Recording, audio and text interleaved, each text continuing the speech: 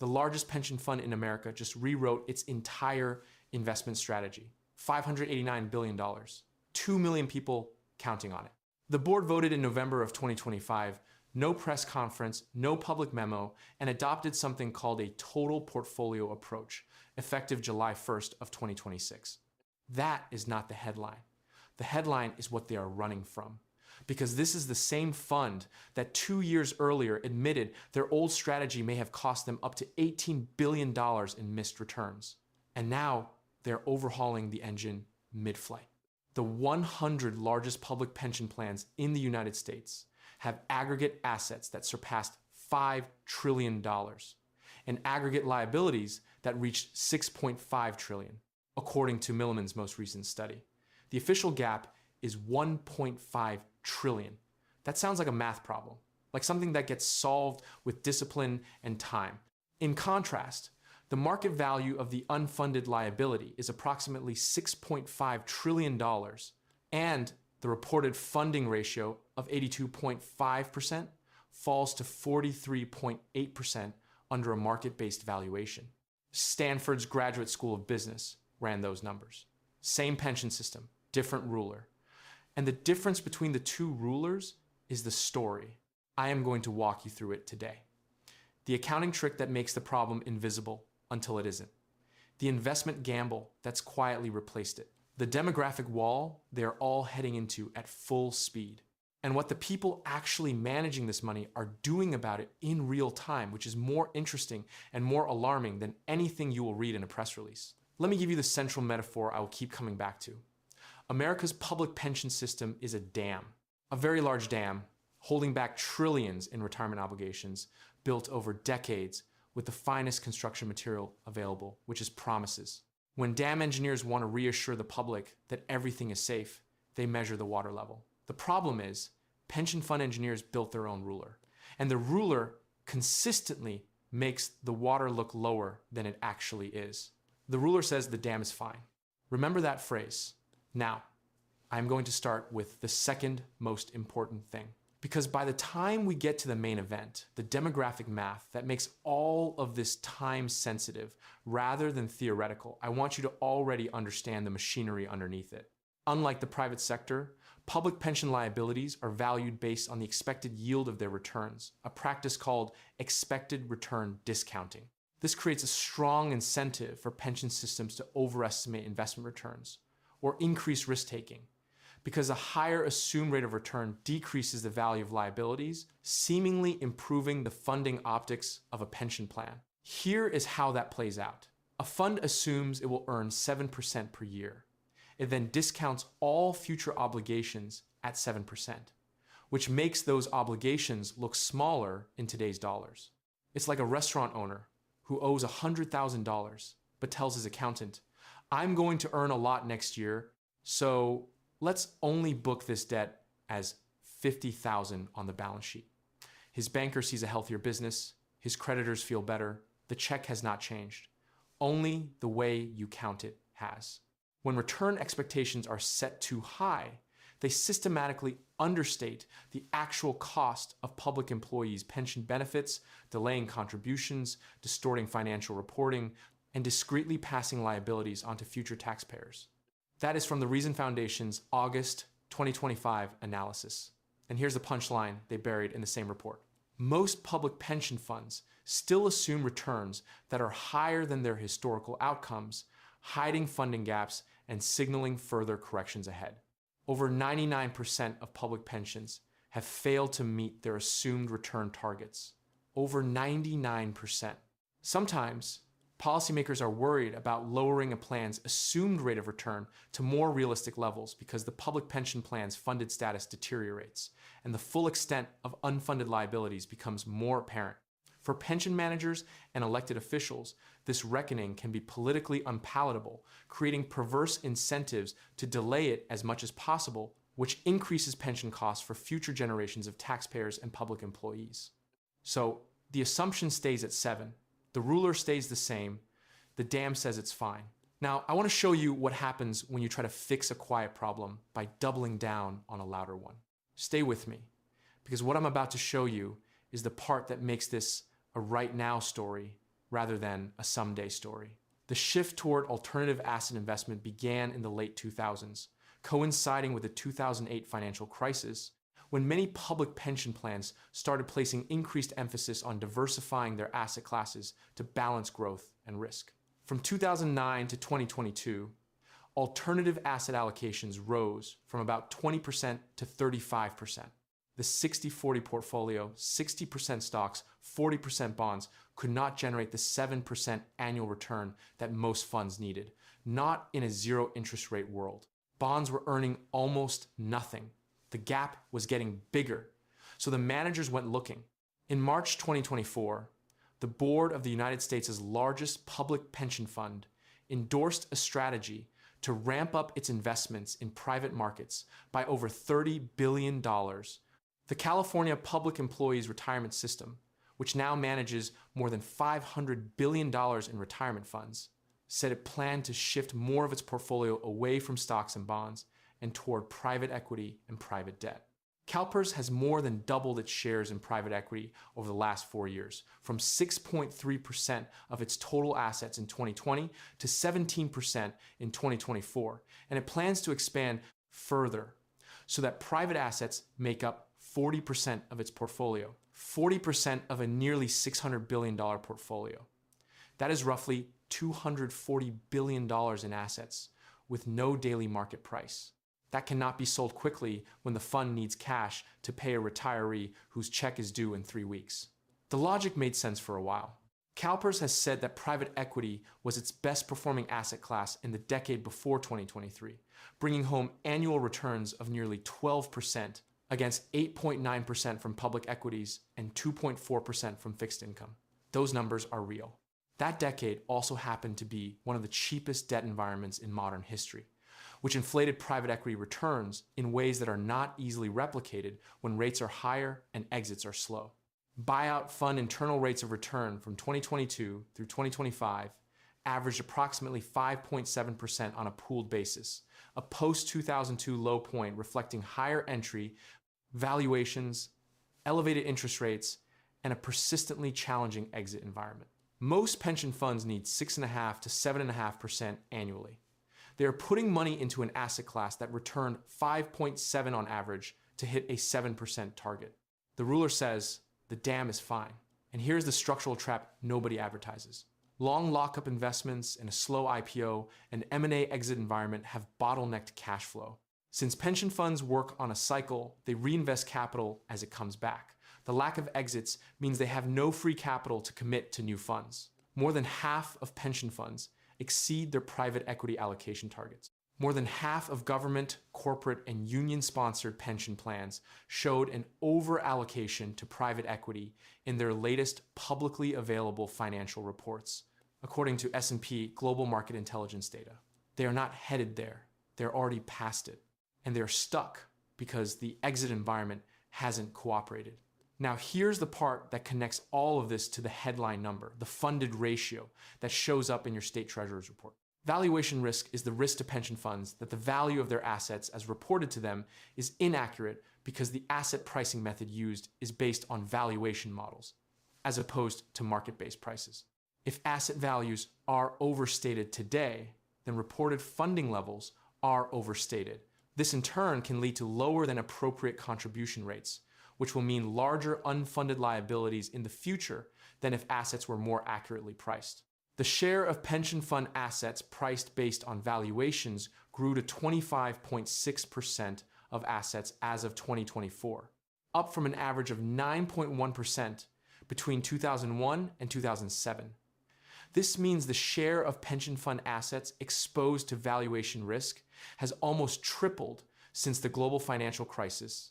In total, $1.4 trillion in pension fund assets are exposed to valuation risk as of the end of 2024. $1.4 trillion. Valued by models, not by markets. You think you're looking at the funded ratio.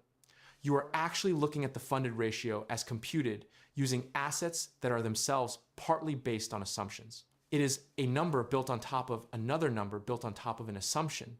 That is, two rulers stacked. One of my accountant friends, the kind who's seen the inside of more balance sheets than most people have seen. Spreadsheets used to say, you can paper over almost anything until you actually have to sell the thing. That's where we are. I want to show you something absurd now, because this is the kind of irony that only exists in institutional finance. As CalPERS attempts to make up for the failure to set aside enough money to pay for promised retirement benefits, it is moving away from safer, predictable investment options in the hopes of better returns from riskier options that charge high fees, come with less transparency, and more risk and volatility that could leave taxpayers holding the bag. And then there's the fees. In 2020, former CalSTRS Chief Investment Officer Chris Ailman conducted a 10-year financial plan to examine the rising costs of asset management, particularly private equity partnerships that follow the traditional 2 and 20 fee structure. The costs were unsustainable and too much profit potential would be lost. With assets under management projected to grow in the coming years, annual investment portfolio costs were forecasted to rise to just under $1.8 billion. $1.8 billion per year in fees to manage a pension fund that has underperformed the S&P 500 by nearly 3.5% per year for 2 decades. Over the past 20 years, CalPERS achieved an average return of 6.8%, while the S&P 500 averaged 10.4% for the same period. Somewhere, a private equity fund manager is reading that sentence on a yacht.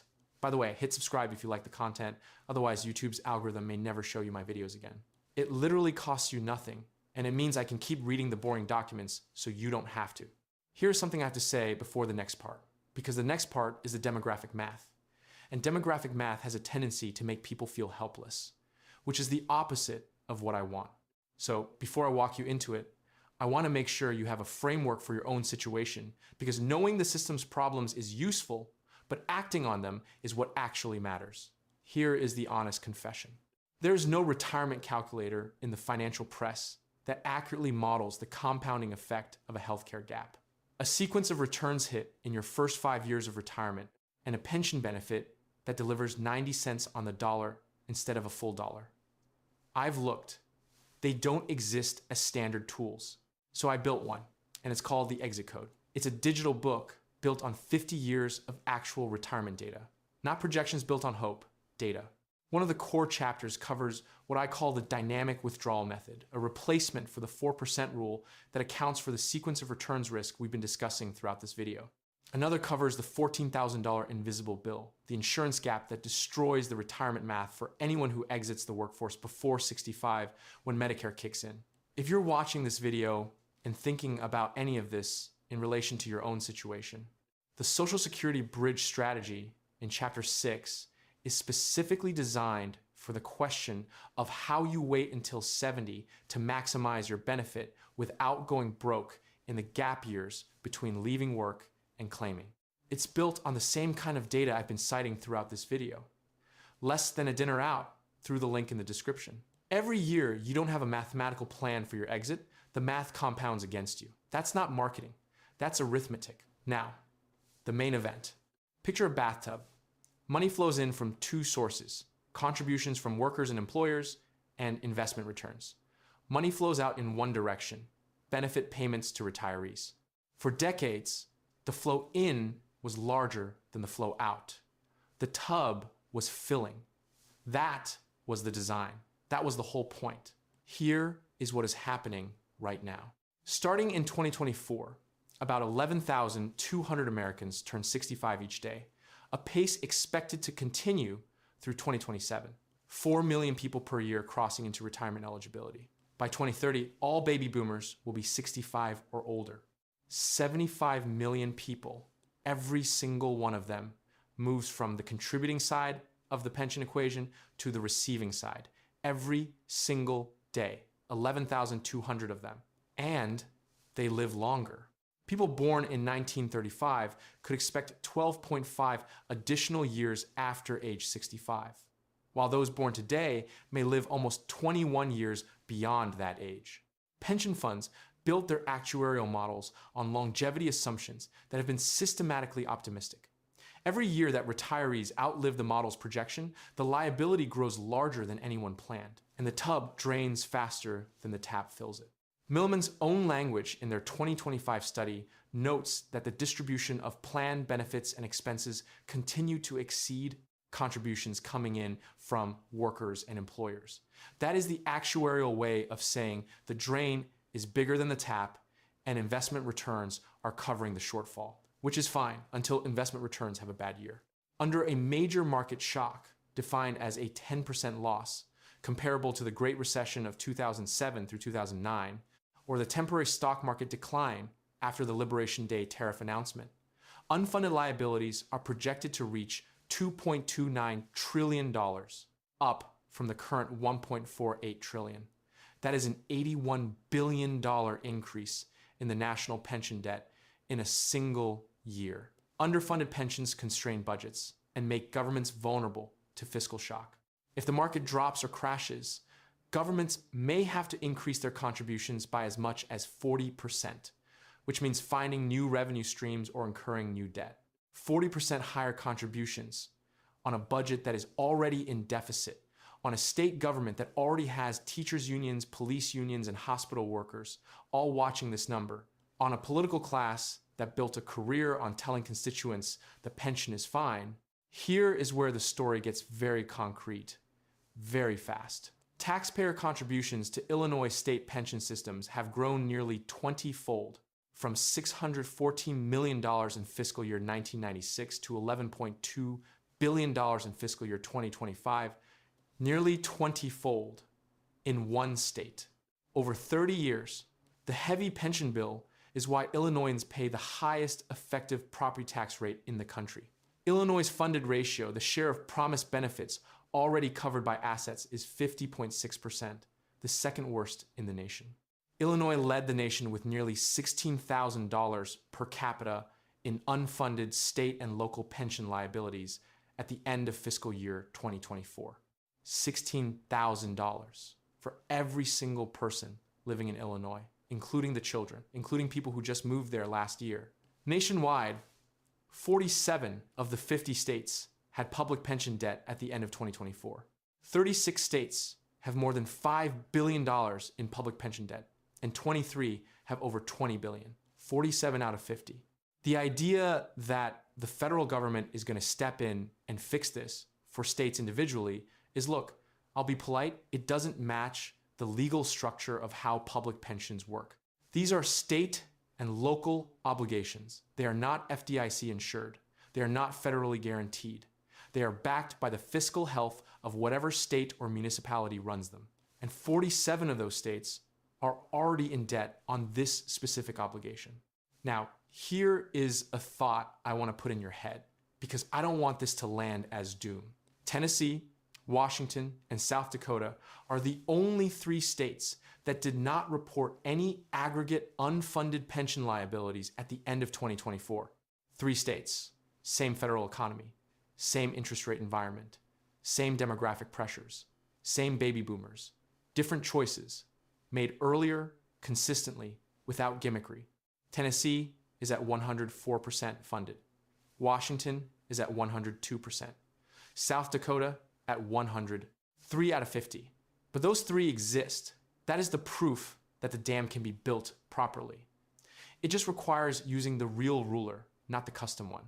Now I want to show you what the people actually running this money are doing about it. Not what they're saying, what they're doing.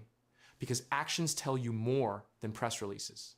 The CalPERS Board of Administration voted to adopt a new investment model known as the Total Portfolio Approach, which will increase transparency and give staff more flexibility to capitalize on a variety of market opportunities across asset classes.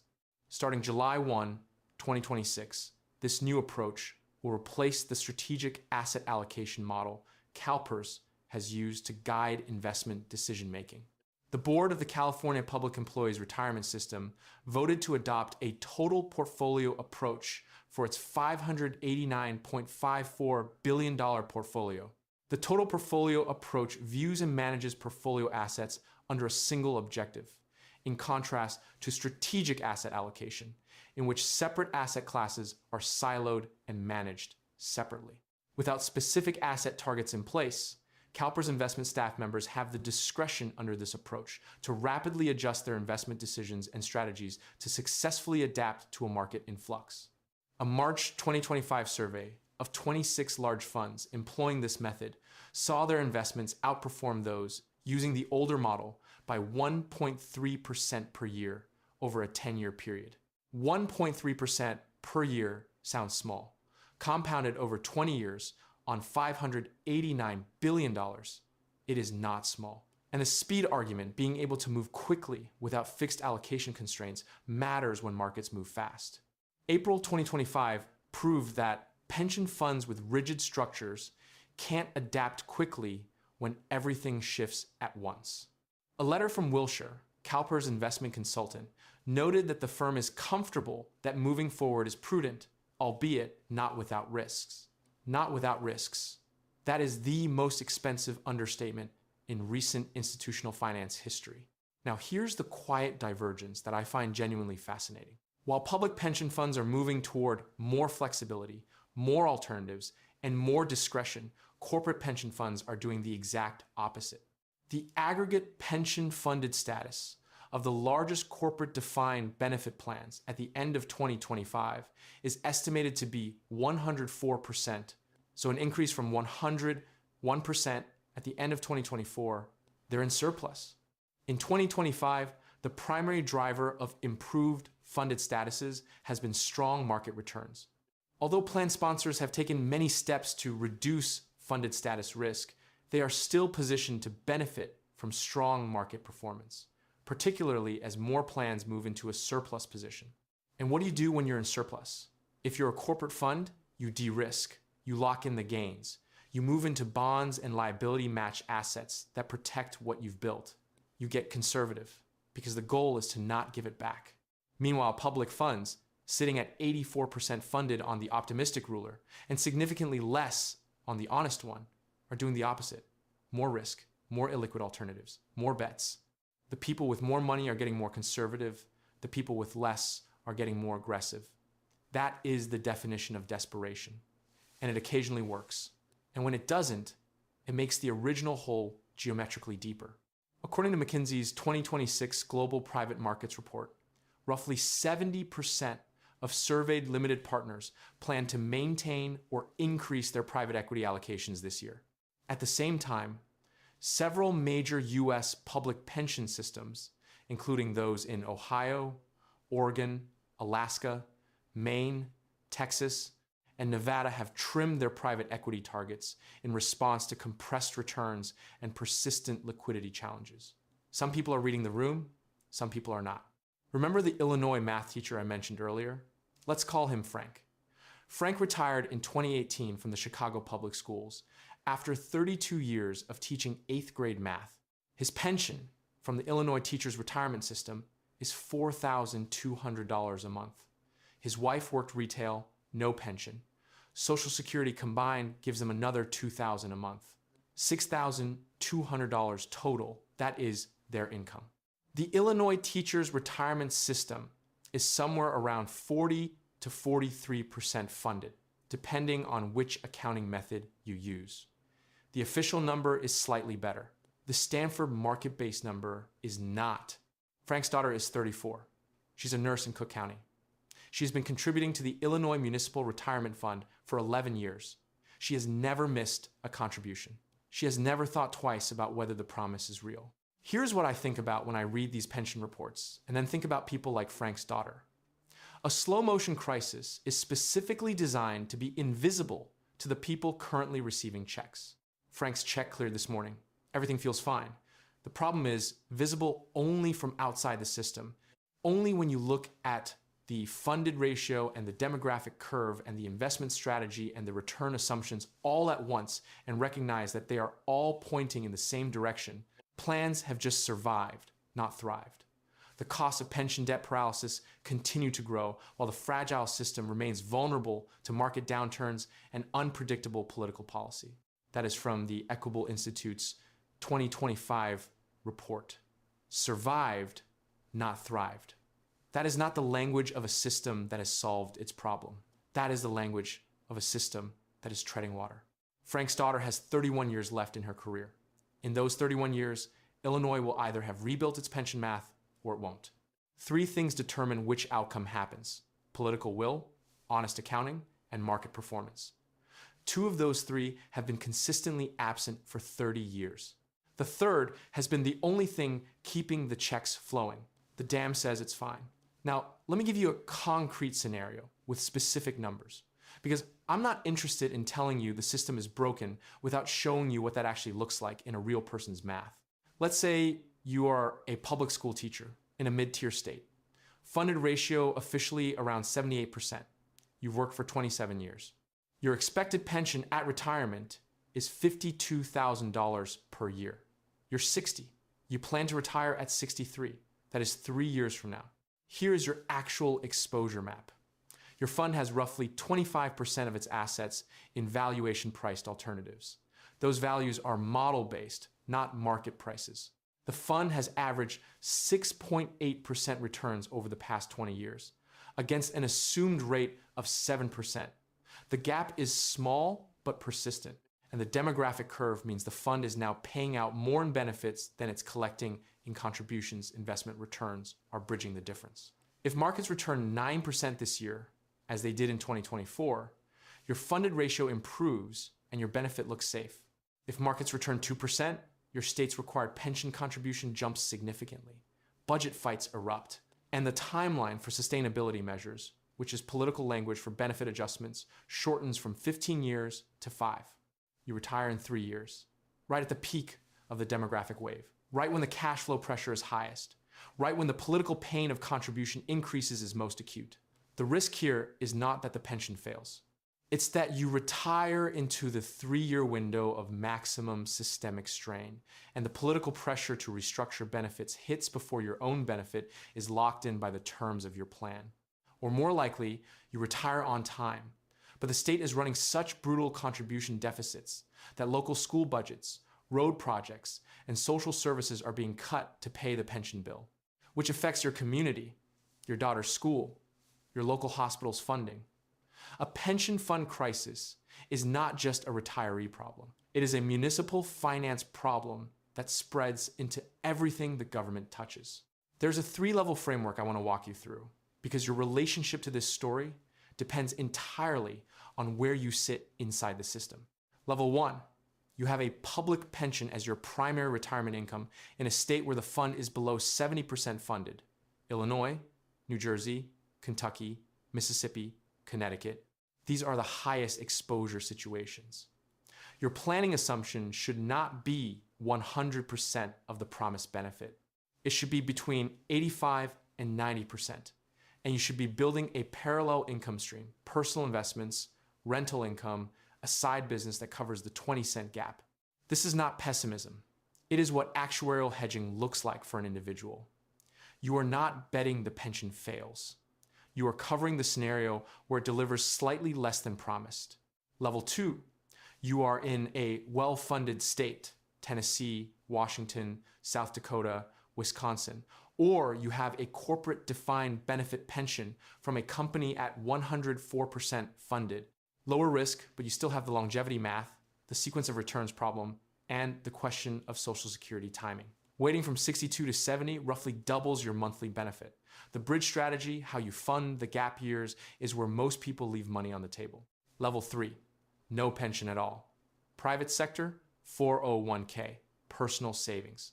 This is actually the most legible position because you are making every decision yourself. No political risk, no accounting tricks that don't affect you. The risk is entirely behavioral, underestimating sequence of returns risk, withdrawing too much or too little, making emotional decisions in a bad market. The pension system's problems are structural. Yours are psychological.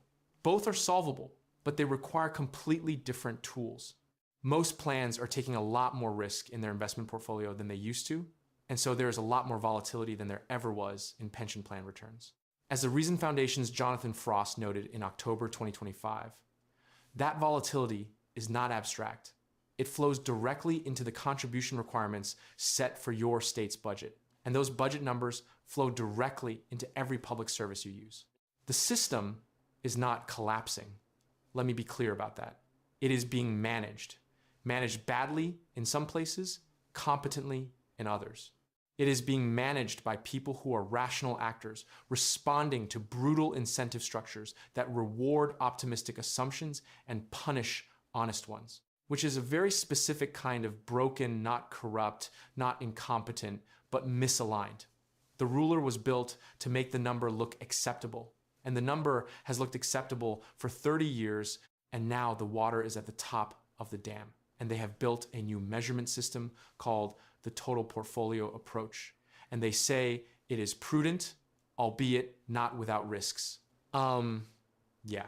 Now, here are 3 takeaways that are specific to this video, not generic financial advice. 1, look up your specific pension fund's funded ratio, not the state headline number, but the individual plan number.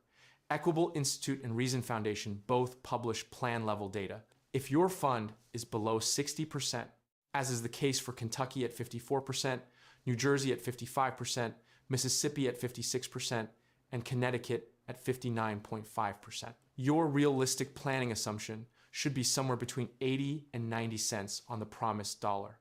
Model for that now.